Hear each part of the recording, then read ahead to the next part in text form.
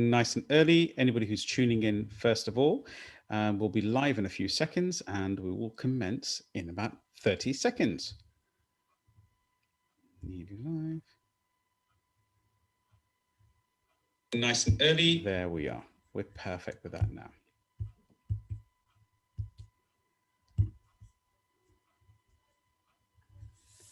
Amazing. Okay, and welcome everybody. Welcome to another episode of the Empower Hour show live every Tuesday evenings, as you know, between 7 p.m. and 8 p.m. on my YouTube channel, and also sponsored by Salam Radio 102.7 here in Peterborough, our amazing local community radio station, which we do so much work with, and such a great following and audience. And I thank everybody.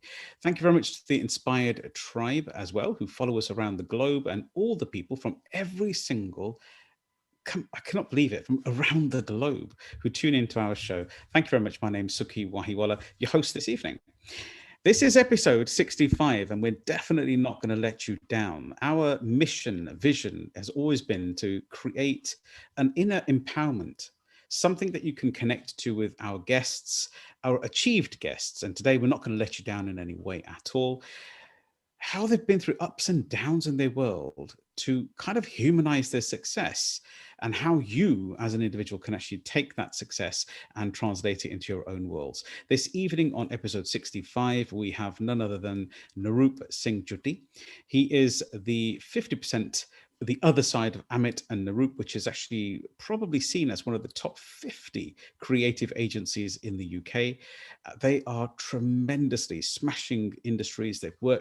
Naroop has worked specifically with Adidas, with individuals such at the top level of all the high-end actual individual speakers. They've launched projects such as Turbans and Tales, which is an actual glossy evidential book.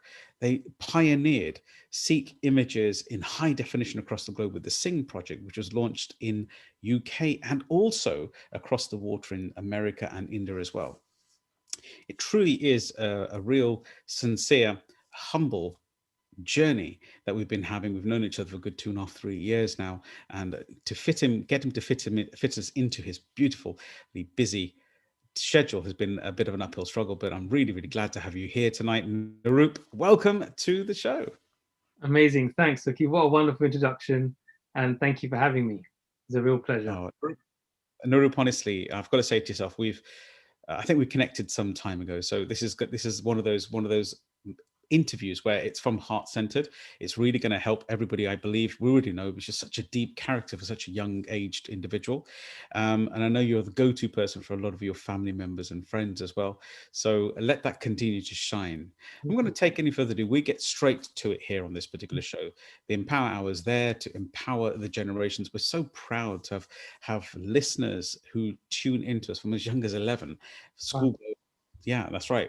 We have the opportunity in this blessed world to assist some such warm-hearted individuals and such tender lives in our world, and all the way up to people in their 70s and 80s listening to us as well. This is an English only show, so feel free. I really want to get straight to the conversations that we always have on these shows. And you know, Naroop, you've got such a beautiful upbringing. And if you don't mind, can I just jump in and give us a little bit about your background, who you are, where you're from? So, obviously, name is Naroop Jhooti. Live in West London at the moment, from a Punjabi Sikh family. My grandparents, on both my mum and my dad's sides, I believe, came to the UK in the 60s. Brought my mum and dad with them. And just really lived an amazing life in this country. I'll say my mother's father was a hugely successful businessman. My father joined his business and did incredibly well as well. Mm-hmm. And myself and my brother, this is just the two of us, we've kind of followed suit and chased our dreams. Love it. Absolutely stunning. Now, I'm not going to let you brush over this conversation a second, because I have a lot of love for both your mum, but in specific with your dad. You know, he has to me, he's just a wonderful soul, such full of light. And I'm hoping he's tuning in tonight and listening to this as well, because the amount of love and attention you give both of your parents as well.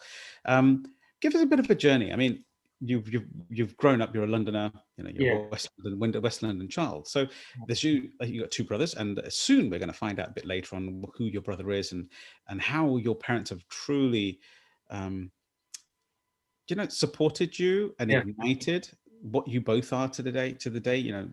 Both of you sit in the top hemisphere of your industries, Yeah. which is a very proud moment for us all. So a bit about your dad, and I heard you say something around your elders coming in the 60s. From my understanding, I can remember when we spoke about this another time, that they came in the early 60s, and that original trench, I mean, the elders came in Yeah. the time when it was just post the you could say the imperialness and the Yeah. British Raj. Yeah. Just kind of been a decade out of the sequence. So they came in, they were very early in the country, Yeah. right? Very early. So my father's my mother's dad, so my nana, he was always wanted to be in business. So Mm. he went to the Middle East and tried to work there. Didn't quite work out for him. Came to the UK. We started working for a clothing manufacturer, a gentleman who used to make trousers, and he used to go out and deliver all the trousers.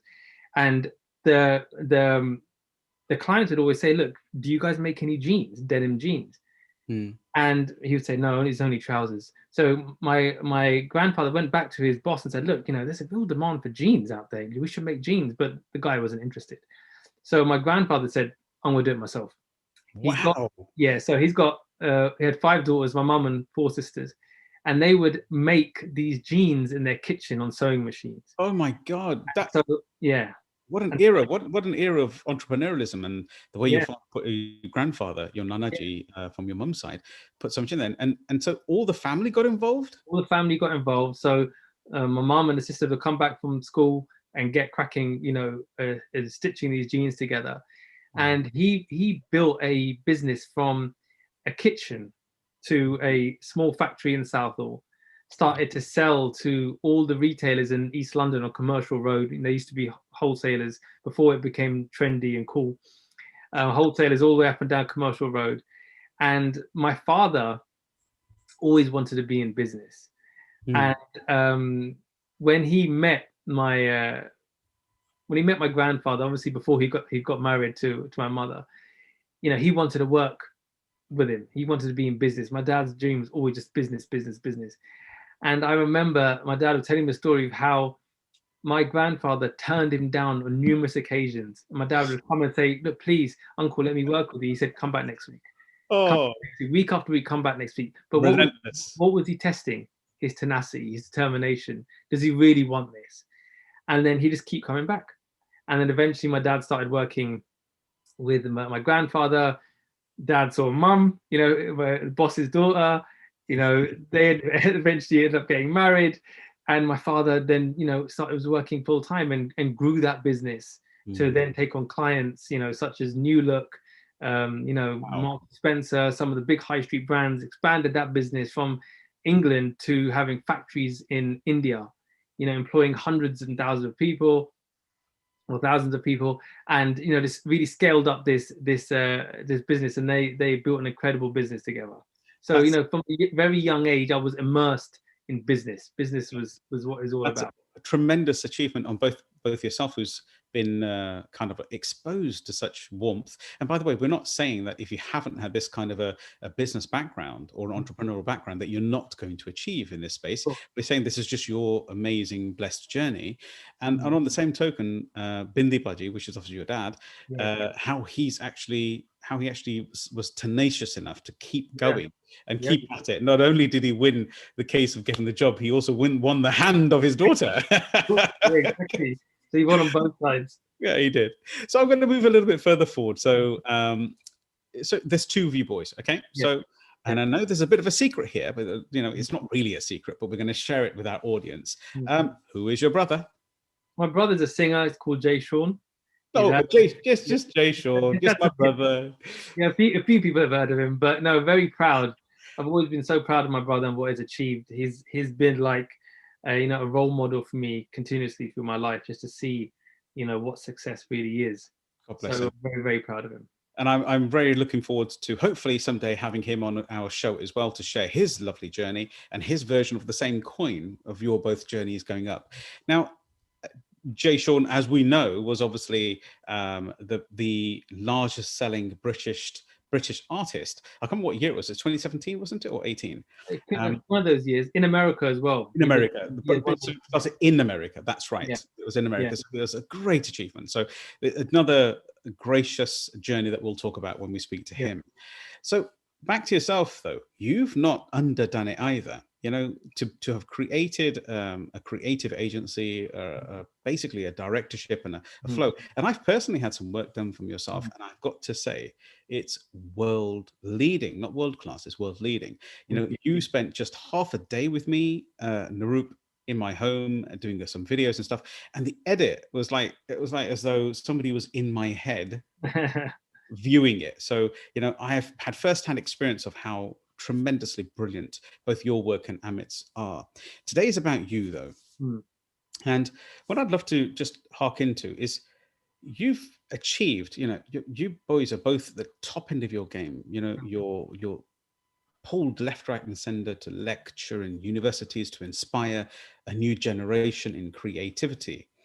I just want to learn a little bit about how did Amit and Naroop start off? Because there's a funny story in that as well, isn't there? There's a funny story. Well, it kind of goes back to, you know, when I was at university and when I was at school, all I ever wanted to do was business. And I wanted to work with my father, right? Obviously, we had great business. I had dreams and hopes of expanding it. Studied business at school. Even though I was very creative and loved the arts, business made sense. So studied business, went to university, studied business, came outside working with my father. And that year was a difficult year for them. A lot of things happened. A lot of life lessons were learned, which you can go into if you like. But, you know, the business had to close after a year, right?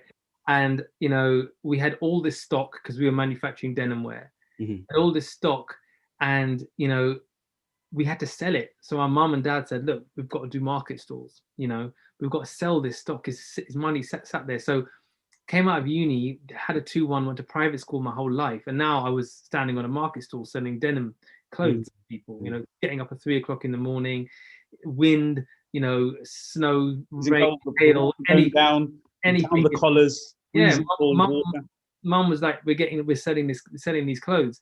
So I'm standing there looking around thinking, this is what it's come to. I did all this work. I'm standing right here. And I'm not saying I'm any better than anybody else who was on the market stalls, but it wasn't my vision, my dream. And so I knew I had to do something else. So I'd always loved being creative. And my brother has just got signed to Virgin Records. And I thought, he's doing music. Let me get into music too. So so one of my friends was a singer. I said, look, I'm going to manage you, right? And he said, you don't know anything about music management. I said, well, look, whatever my brother's manager is doing for him, I'm going to do for you. I'm just going to copy them. It's a simple formula, right? Okay. So my brother had a photo shoot done. I said, all right, we need to get some photos done. So Amit, who's actually my cousin, right? His dad had bought the first digital camera. So his dad was a, you know, enthusiastic photographer. So he had the first digital camera. So now it has made the whole process a lot easier because you could take a photo and see what you've got straight away. And as two young, you know, kids, we didn't have the patience to develop film. So Amit said, look, Naroop, I know a bit about a camera. I'll take these photos for you, because Amit's dad wasn't available on the day that I booked him out for the shoot. Right. So I'll take my friend to Amit's house. Me, my friend and Amit go around the corner to a canal behind Tesco in Hayes, started taking these photos, and we started working together like a team. So Amit and I were both giving direction. Amit's taking the photos. We looked back at the photos, and Amit's dad said, wow, these are fantastic. These are amazing images. How did you guys do this? We didn't know. You know, we just did what felt right for us. Something popped, right? Something popped. And I'm not lying to you when I say Amit and I looked at each other, because he had just left university after a year. He wasn't happy. We looked at each other and we said, should we work together as a team and try to do photography? He said, yep. And I said, fine. So I said to my mate, sorry, look, I'm not doing music anymore, man. I think I found something else. And I was going to do your photo shoot. Yeah. I started it, but I'm going to give you your photos, but we're not doing it anymore. The rest of it. Over a couple of weeks, I told him, but Amit and I started working together from that moment. That moment onwards, we said, we felt, it felt right. It felt right. You know, Amit's dad was guiding us. He was very savvy in Photoshop. He helped us with learning about the basics of lighting. You know, he had the gear. He was willing to invest time into us because it was his dream to become a photographer as well. And so all the pieces of the puzzle, everything was there for us. And we literally did not look back, and we haven't looked back. I've never worked for anybody. I haven't got a CV, you know. Brilliant. So that's where it all started.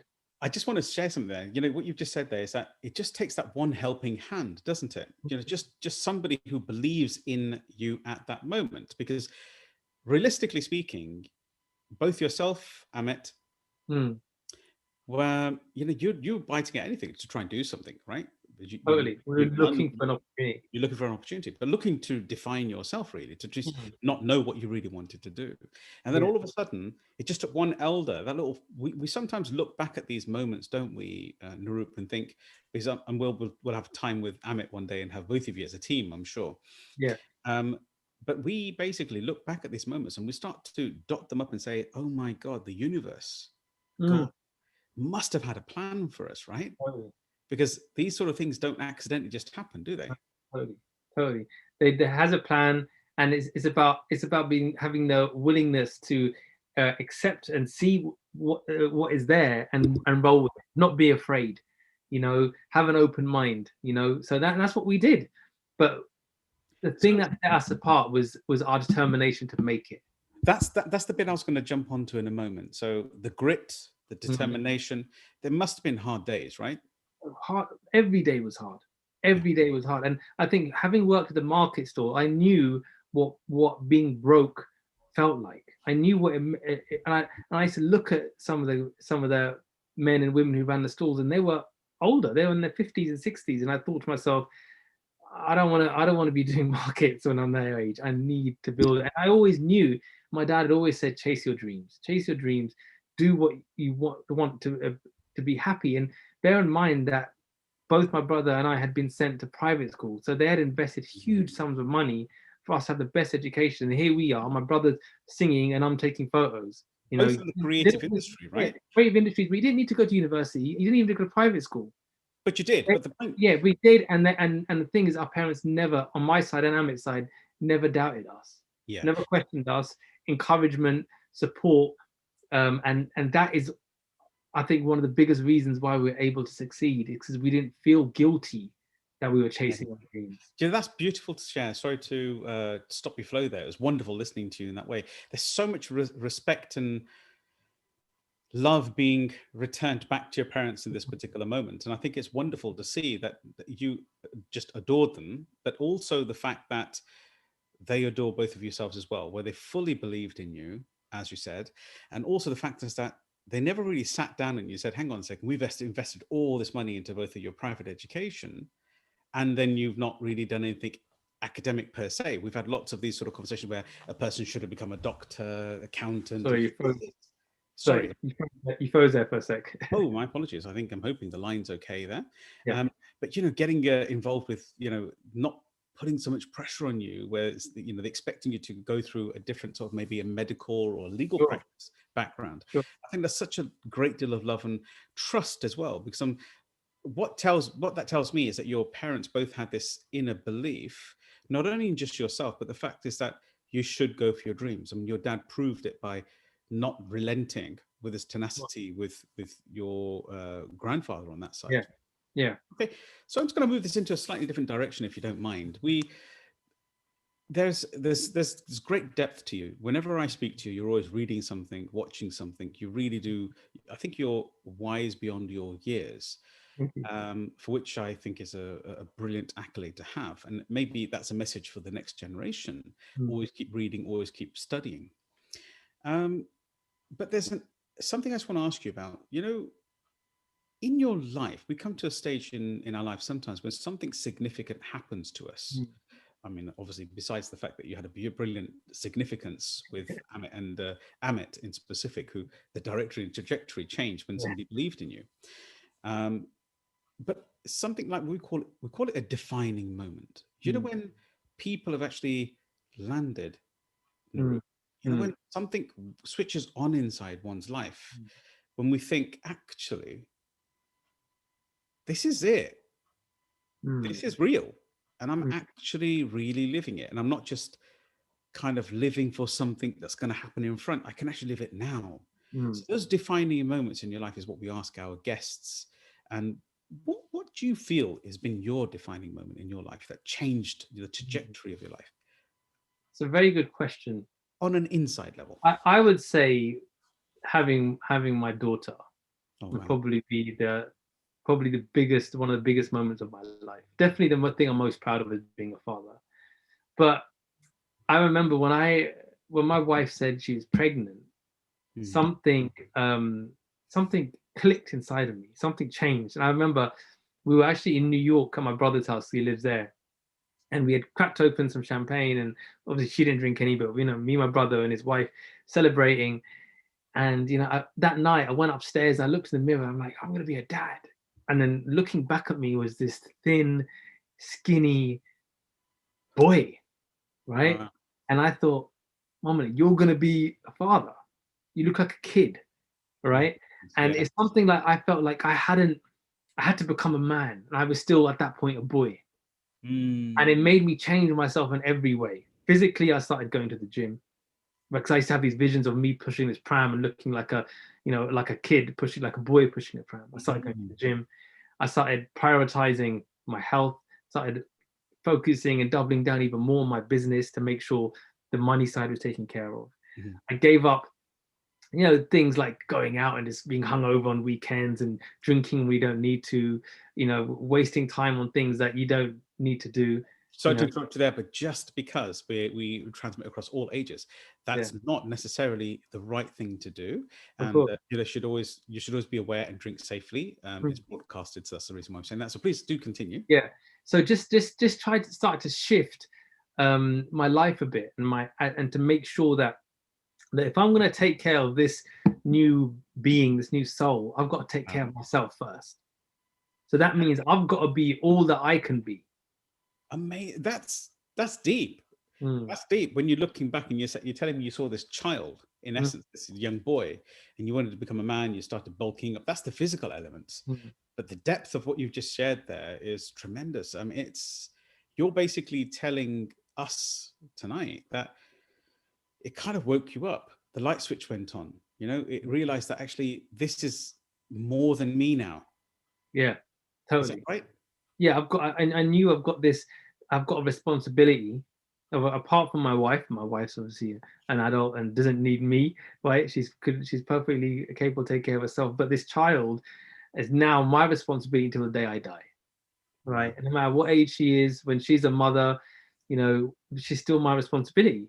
So I knew I had to shift, and I'd say that moment, I remember it vividly, and I've stuck true to all those things. I still, go to the gym, 6 days a week, and I love it. It's a hobby and passion of mine.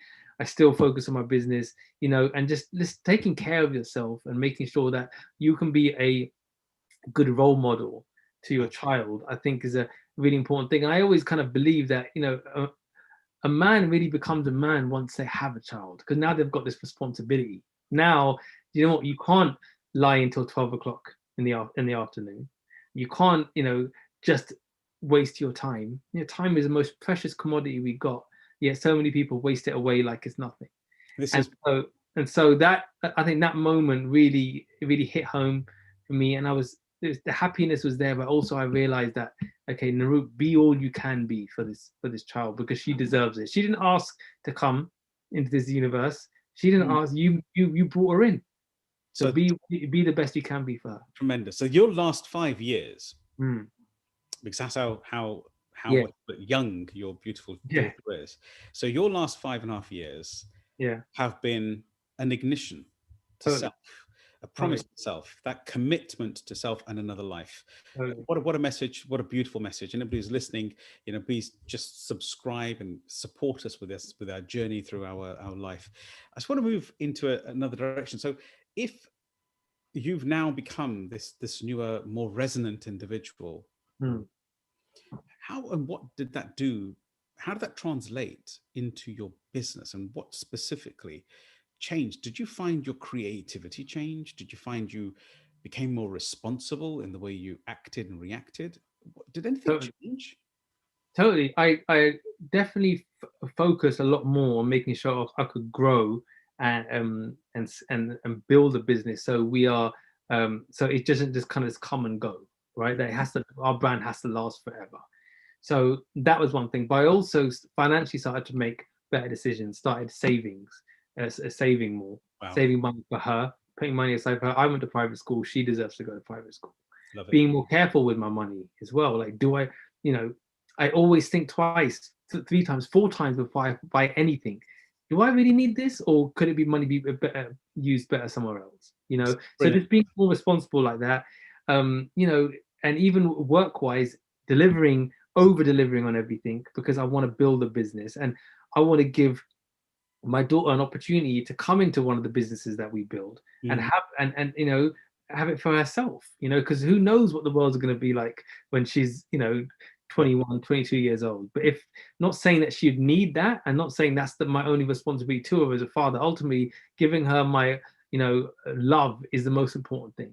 But if I can also give her the support of some money and, you know, a business, if she should choose to, I would love to be able to provide that, you know. So just to give some foundational stead, that's all, isn't it? Totally. Yeah. Totally. And I understand that I understand that's what the most important thing in life, you know, totally. But it's just an option for her there. What a great message to us all, the Inspired Tribe, Salam Radio, everyone. Can I just ask one question though?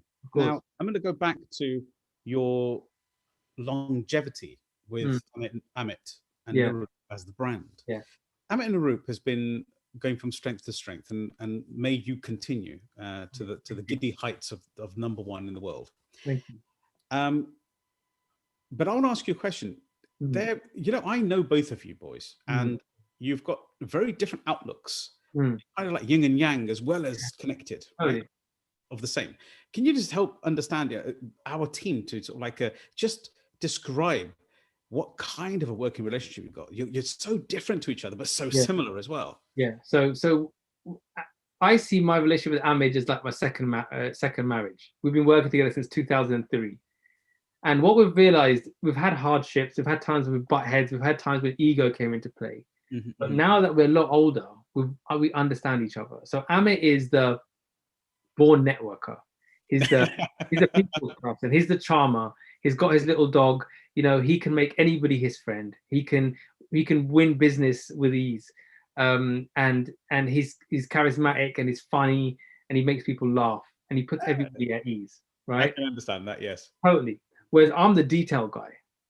I'm the guy who has an eye for detail, who's a perfectionist, who comes up with the creative ideas, who's all about execution, who has a vision for how things have to look.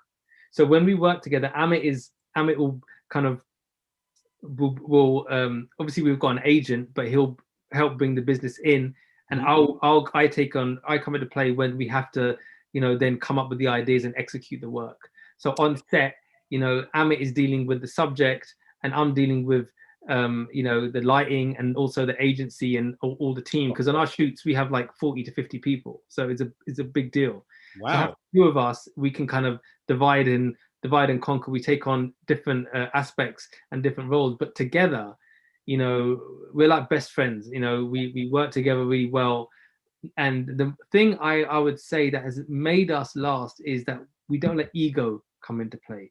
And I always say it's amazing what can get done when you don't care who gets the credit. That's so beautiful. Wow. It's amazing what you can get done. And that's what we do. Even if someone might think, oh, Naroop did more of this. So because we take photos, but we also direct film. And when we're directing, I've got a much more prominent role because I'm the director. Yeah.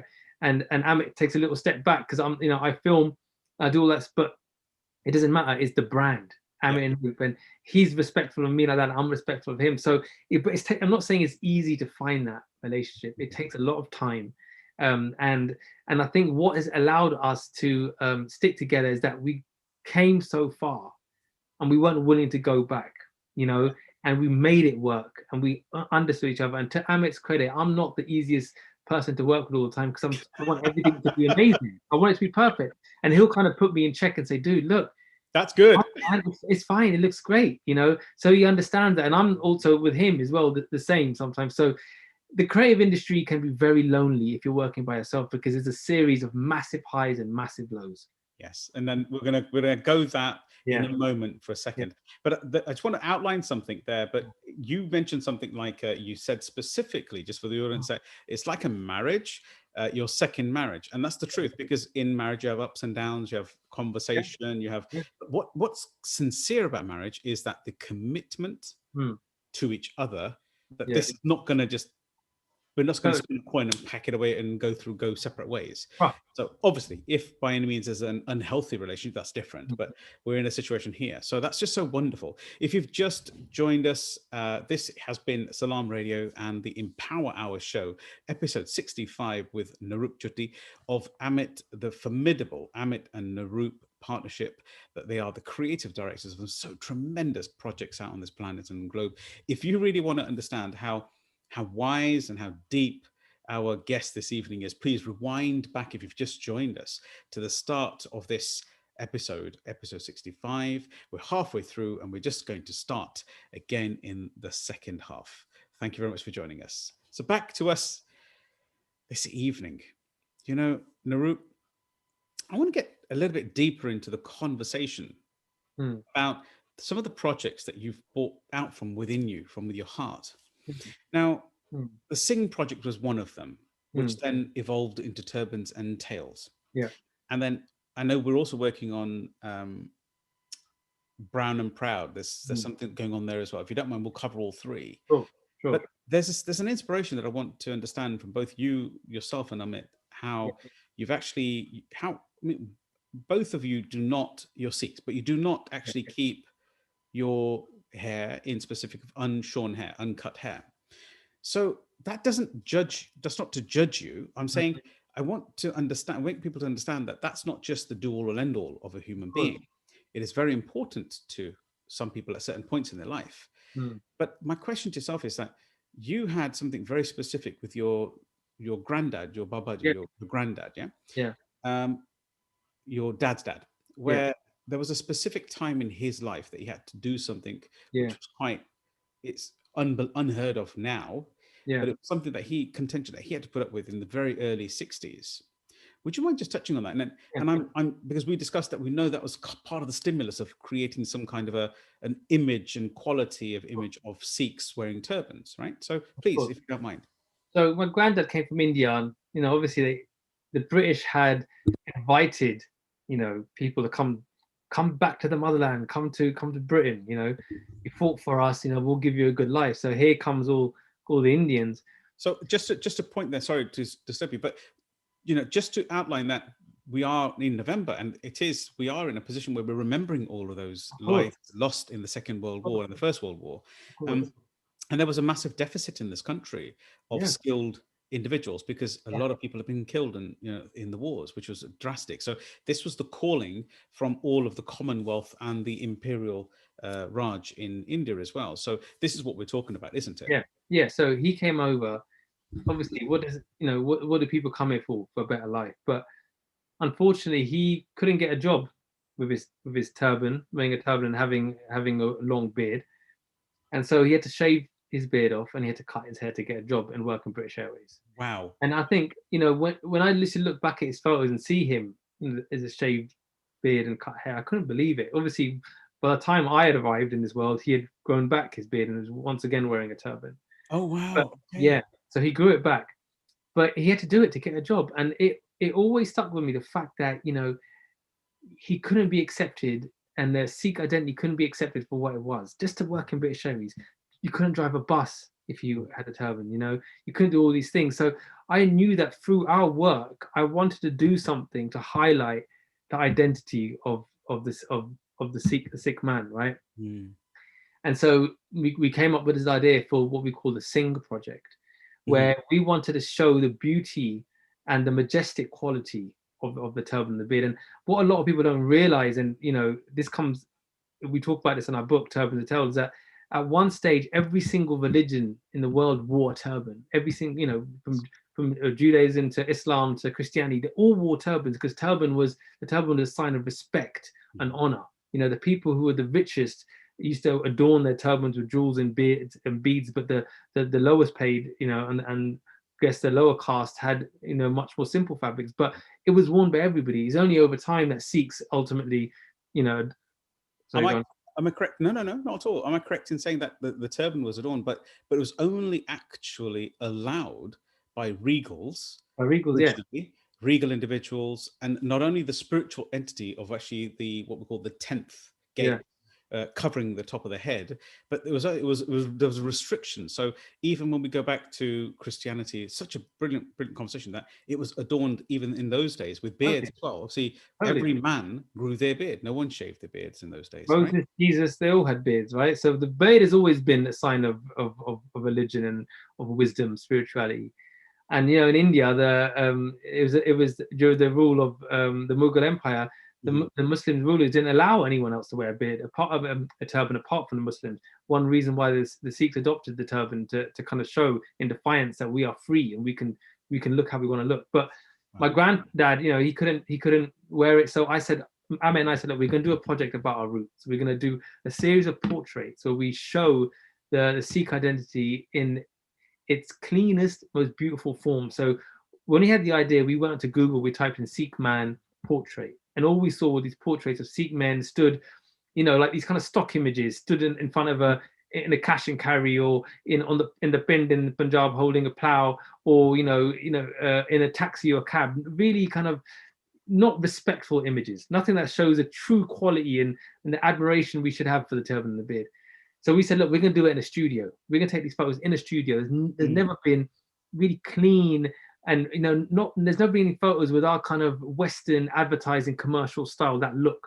So we married our Western kind of style with our kind of Eastern Punjabi roots and put them together in this project. And initially we only wanted to do like 10 to 15 images, have them on our website, and we thought we'd call it the Sing Project. Obviously every man's singing their name.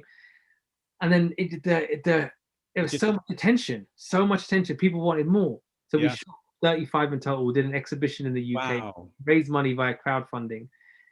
Exhibition UK, the mayor called us up, said, look, we want you to show it at City Hall. We showed it at City Hall, South Bank Centre, showed it there. Then we got calls from everywhere, from America, Canada, Europe. Please do a similar version here, but we just couldn't do it. We were self-financing it. We weren't making money, and we were also sacrificing paid work that we couldn't do because our time was getting taken up. And I just want to share something with everybody here, but there was something very specific, and we had this unofficial interview a couple of years ago, right? We met each other originally, maybe 2.5, 3 years ago. And one of the key things that I wanted to just bring to attention is that the assumption that turbans are turbans and they're all the same. Yeah. But actually they're not. And that's what you called yourself out there to go and say, no, I wanted to show every style of turban. Now, people don't understand that. Much the same as a hairstyle. People have a creative right or a hand, which is physically wound up every day. In my particular case, I'm wearing what's called a patka, which is not necessarily a turban per se, but for medical reasons. But whenever I am in any formal situation, or at least once or twice a week, I will endeavor to wear a turban. But my question to yourself is that, what did you find within those individual styles that you portrayed? And did you get any feedback where people probably even saw the fact that, oh my God, there were so many different styles? These are super high res images. They're brilliant. Yeah, so totally. I mean, we learned a lot, and I learned a lot about the history of the turban in itself. But the styles, there are so many different styles, from a more traditional style. And the thing what people don't realize, that your traditional turban that you'll see like your granddad on, wear, was designed by the British, right? So when the British finally defeated the Sikh Empire and said to the soldiers, look, you guys are the fiercest soldiers, one of the fiercest soldiers we've faced, come and fight for us, right? They said in their own words that they felt that the Sikhs' turbans looked untidy and their beards were unkept. So what they did is they designed this style of turban, which would be much neater with the pleats, and also said, look, we suggest you roll up your beards with these nets, because one, it won't get caught in the guns when you're firing, and it won't catch fire. So my identity that I saw in my grandfather wasn't designed by him, and this is what a lot of people refer to as a kind of Kenyan style turban. The British designed that turban, right? Wow.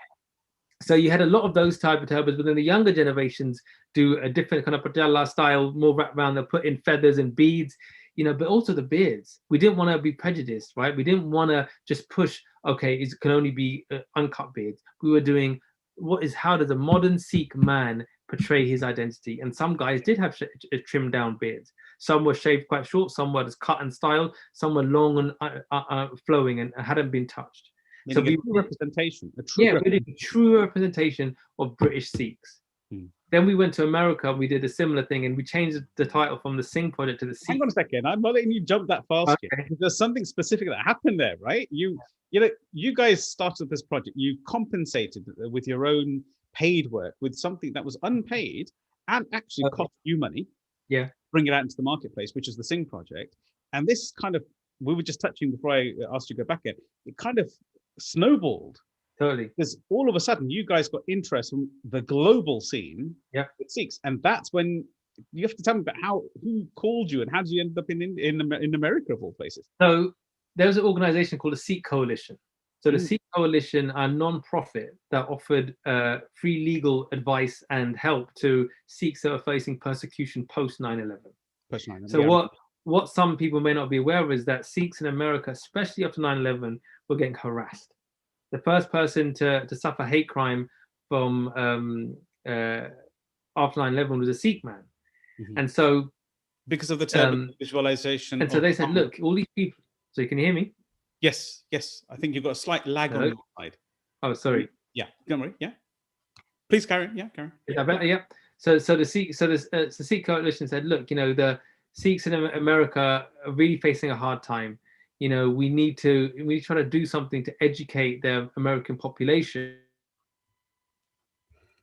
If you're getting a slight lag here with Naroop, please apologize, but it is a live program, and that's why it's called a live program. We never know what it's going to go like, and we always try our ultimate best. So hopefully we'll have you back. There we are. We've got you back. No problem. What happened there? It's okay. It happened. So it's just how far did I get? Internet's live. So we were at position when the Sikh Coalition contacted you. The signal's not good. The Sikh Coalition contacted. How I think maybe you're getting a slight because this is live and this is evidence of this show being live. I think you might get a bit of a catch up there. My apologies. Yeah, a bit of a lag. Maybe it might be at your end you're getting a little bit of flow because I'm sitting quite strong. But getting back to it, the Sikh Coalition. I'm so sorry, I'm not sure exactly what's happening unless someone else has jumped on my router. It seems to have slowed it down a little bit. Yeah, probably. Can you hear us now? So we were just talking specifically about the fact that you got attention on a global platform and you were absorbed with more and more adoration. I think we're losing you there, Naroop, just a little bit. We've got you slightly frozen. Let me know if you're functioning and working. Maybe you could start everybody else to get off the line. That'd be regretful. This is why it's live. This is the power of the Empower Hour show live, right? So I'm not sure if I've got you there, but you're with me anyway. That's Sukhi. I'm back. I've got full bars of Wi-Fi, so I don't know why that's happened. I'm so sorry about that. Latency. Don't worry. It's live. Let's get straight to it. Don't worry. This is the power of life. So the Sikh Coalition, they invited us over and said, look, Sikhs are facing all this persecution. Can we do the project here to really, in an educational purpose, show and educate people about what the Sikh identity means. And so when in the UK it was more an artistic expression, the British knew about the Sikh identity. There wasn't that racism and prejudice, not as prevalent as it is in America. So we went there, we flew back and forth to New York, and we photographed Sikh men and Sikh women at this time. Wow. And so a further 37 individuals, and we had exhibitions in Manhattan, and we've actually gone coast to coast from Manhattan all the way across to LA with the UK and the US images. So very, very well done. And what a project. This led to interest from my memory of not only did it give a high portfolioed image of British Sikhs, worldwide Sikhs, not necessarily from India specifically, but with high res communication that the world's been using, and you guys have opened it out for everybody to utilize as well. But you had Chaz, if I remember, Chaz Fly, we've interviewed him as well. Ravinder Plahe, you didn't actually have him, I think, but you had his father, you had his Yes. cousin, you had his nephew. Like, it was a great mix of people. But this led to interest from, if I'm correct, from a very big institution, the Ford Institution in US, and it evolved into the Turbans and Tail. And that's where we met as well, didn't we?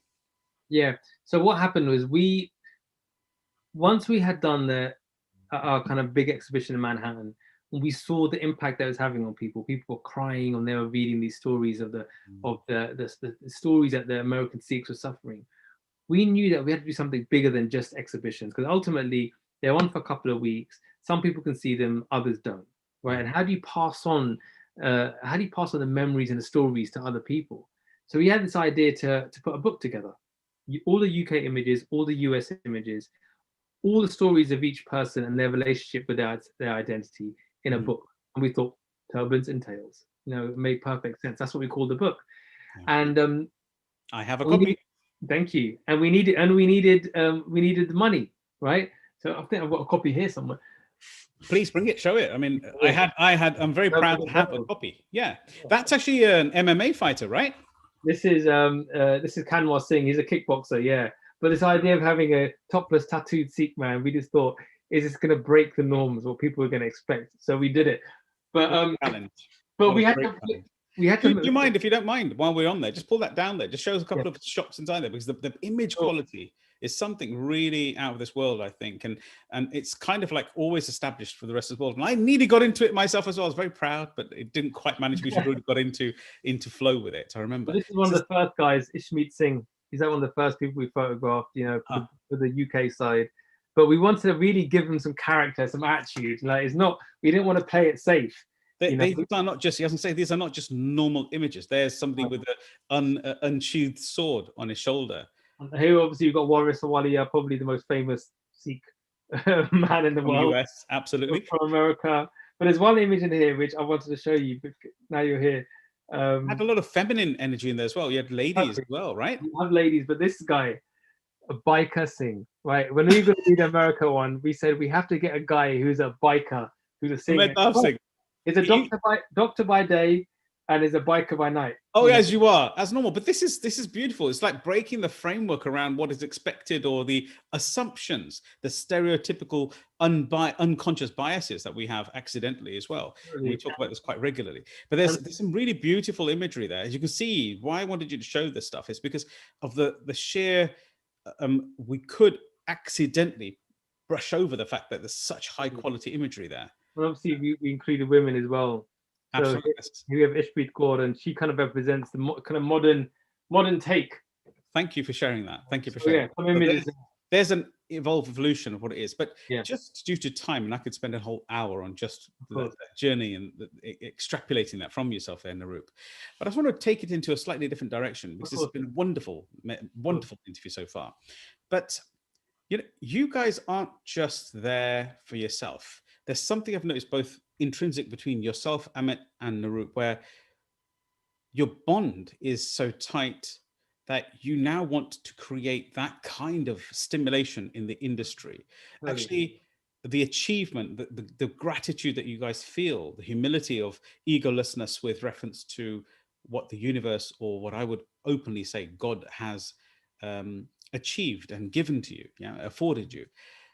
The principle where I'd like to say is that that's not enough for you. And the depth that you guys have been looking for, not in an arrogant way, because I can remember the time when we were sitting there, and anybody who's heard you tonight knows clearly that you've got anything but arrogance in yourself. You're such a warm-hearted individual. I can remember walking into the Army Museum in Chelsea with my wife, and you were surrounded by press, or whoever you were talking to at the time, and you just said, "Give me a second, I've got a friend coming," and you came straight over and greeted myself. So yeah, that's the humility that we're dealing with here. But you guys have also taken it upon yourself for a form of what we classify as next day ignition, the next generation in ignition. And you've created a new project which is called Brown and Proud. And I believe this has already gone live with Insta. Can you just tell me your Instagram handles? It's Amit and Naroop. Amit, AMIT, and is it AND? AND Naroop. Yeah. So please, if anybody wants to follow, please, latch on, get yourself on there and join the team. And you guys have been doing Insta Lives, IGTVs, and interviews of next generational talents Yeah, within the creative industry. This is massive. You know, this is so yeah. beautiful. I really need you to share what was the stimulus behind this and why, and what is that project doing? So we noticed that there are very few creators of color in the advertising commercial industry. So Okay. we work in advertising. So we're talking about big brand stuff. We're not talking about weddings. In the wedding industry, there's plenty of photographers of color, loads of Indian photographers, etc. But in what we do, there's hardly any. There's Mhm, probably none apart from a handful. Let's say a handful. mhm. And so, when we started off, when we noticed that everyone was kind of white and middle class, it didn't matter to us as much. We were trying to just build ourselves up. But now we're at the same level as these guys, and we're looking around the room, and we still see there's no one else following us who's from a a minority background. We knew Mhm. something had to be done. So we started this thing on Instagram called Brown and Proud, where we offered our time to young creators of color who want to get into the commercial industry, gave them half an hour to 45 minutes of our time where they could fire off questions to us. And it was almost like Instagram mentoring, I right? love So it. we did this over a course of 5 days. And then we realized that this is having a great impact. So we started to mentor some of these Some of photographers, the shiners. yeah, longer term, and we're doing that.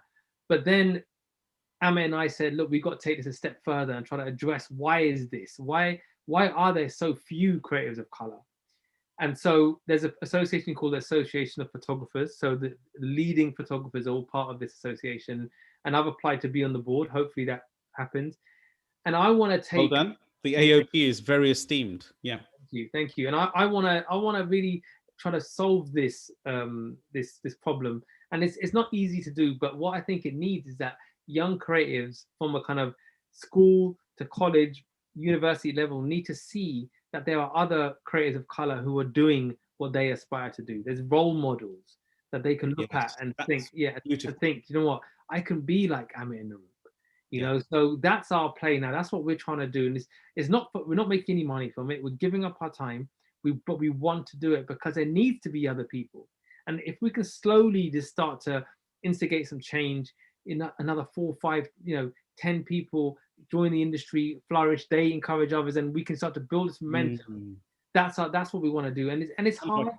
It's hard, but community. we want to do it. We really want to do it. Well, I'm wishing you all the best on that one. It's like creating a community, but you also go into universities, you're going into schools, and Yeah, you just said that if a person can't see it, if they don't have the role model, how yeah, could they even know that that's an option in their life? But there's something very specific that you guys are portraying because you're very successful in this field, financially as well, that a lot of parents need to also understand that yeah, this creative industry is of caliber and totally. it's also of stability as well.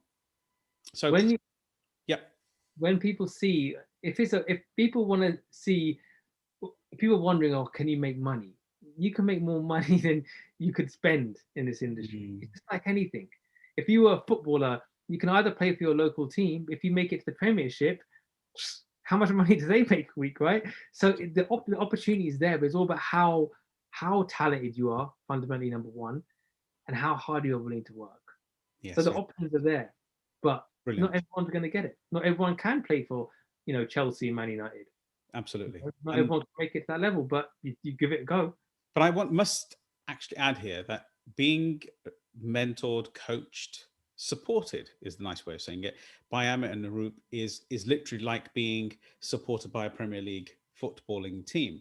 So I think you're doing a tremendous job on behalf of all of us. I think that's a great initiative, Brown and Proud, and I hope that people do reach out to yourselves via whichever medium that suits them and they can communicate via with Amit and Yeah, Naroop do. .com, isn't it as well? Yeah, Yeah, please, and we wish you all the best on that one. But it comes to a stage within this interview. I told you it would go fast, didn't yeah, I? it I has said gone we're just far. going to get into it, just touch it, and the next thing you know, an hour's gone. You know. Yeah, Okay, so this is called the legacy section, and I really personally enjoy it because it just opens up you as an individual for our audience this evening. And there's an epitaph moment.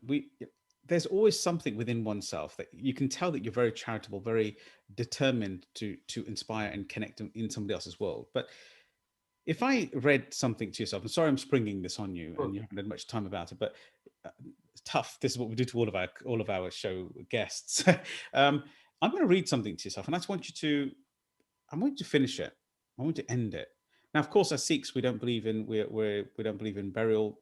With all respect to all faiths that do, we have cremation. But if you can just imagine a plaque of some kind, an epitaph that says, "Here," and this is a very positive comment, not a negative, draining one. Here lies Naroop Jhooti, the man who.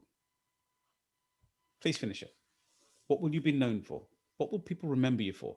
What is the legacy that you're going to work towards and leave on this planet? I'd probably say something like, "Here lies Naroop Jhooti, the man, the man who inspired others and dared them to dream." Boy, Something like that. I just think, love and that's something that's passed on to me from my father. Dare to dream. that. And Push hard. make it. So Yeah, you daring people to dream. What a wonderful inspiration. Help me understand what that means to you. well, how many times have we told you're a dreamer? That's never going to happen. And then I always think that's the most dangerous thing to say to somebody. Like, we have one life, and I don't think people always realize it, that you've got one shot at this. You've got one shot from what we know, right? One shot. Why, oh, why would you settle for anything less than what you really want? Why? And as the older I get, I'm going to be 40 next year. The older I get, the more I realize that the things that we should value is time, love, the things that we can never get back, but yet dream it and do it. The greatest people in this world were called crazy and lunatics and, were ridiculed. But they're the ones who made stuff happen. So just dare to dream. They're the ones who changed the world, right? You've got the Jobsies and everybody else who thought that people were insane. They're in the way. This is such a beautiful legacy feeling, and it's very evident that you exude this feeling, and you're very passionate about it as well. So, Naroop, there's times in everybody's life. Every human being is the same, is he not? That he or she, that there's ups and there's downs. It's never been just like a simple trajectory. It's been like this. It's a bit more like this. It's a bit more squiggly all over the place, right? There's those, sorry? All over the place. All over the place, yeah. And that's okay. That's the plan, right? There's highs and there's lows. In the highs, it's pretty easy to keep that high going, right? But in the lows, how do you pick yourself up? What specifically, we ask everybody to give a quote, a wisdom point, something that really impacts you as an individual to share you with all our audience tonight. So if I asked you to give me your favorite quote or something that just gets you the pick me up, what would that be? Well, I've got this quote written above my computer in my office, and it says, "Do the things today that your future self will be grateful for." Like, how many times do we think back and think, wow, if I just started or done this then, I would be in a totally different place. Or wow, if I had just started going to the gym 10 years ago, or if I just dared to start that business, 5 years ago. You just got out of my way. But but live your life. And I live very much in the present. But I always say to myself, when I'm 80 years old, when I'm 90 years old, I don't want to think back and look back and think I should have done that. I'm going to do it now. I want to be at that position and think, yeah, I gave it everything I had. I gave it all. And I chased it, and that's what that quote really means to it. Chase it and make sure when you're older, you realize that I did all I could have done. And it fulfilled me in every way. So that would be my kind of words of wisdom.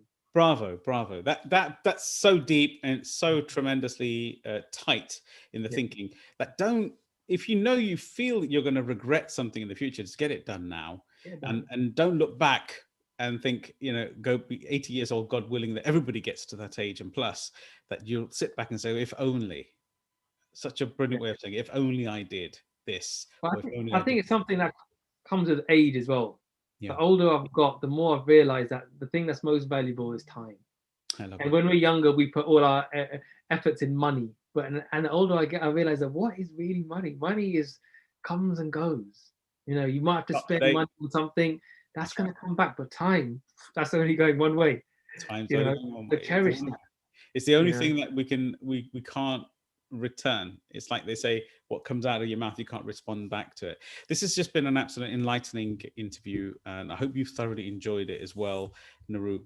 Honestly, on behalf of the Salam Radio team here in Peterborough, and also my inspired tribe, the tribe that follows us around, I just want to say sincerely, this has been wonderful. It's been great. I have a great relationship with you already. Your father, your mum, and I think just as a whole, Amit, of course Amit as well, but just as a whole, I want to say a big thank you on behalf of all of us for being here this evening. Naroop Jhooti, you have shared some wisdom beyond of your years, and may you continue to inspire and connect, ignite, and inspire people to dream big. Thank you on behalf of ours this evening. thank you. It's a real pleasure and honor to be on here, Sukhi. I really appreciate it. Thank you. Thank you very much. And on a personal level, I look forward to your 40th birthday invitation. And yes, of course, I will be there in full hat with all my wife as well. We'll have a good laugh as well. No joke. As long as we're not in lockdown. In lockdown, yeah. You got Zoom birthdays. We did this with Angola as well. I loved it. Absolutely stunning. Thank you very much, everybody, for tuning in this evening. This was the Empower Hour show live with Naroop Jhooti and myself, Sukhi Wahiwala, your host of the Empower Hour show, every week on Tuesday between 7 and 8 o'clock live on YouTube on my Sukhi Wahiwala official channel, and also rebroadcasted on Salam Radio. Thank you very much for being with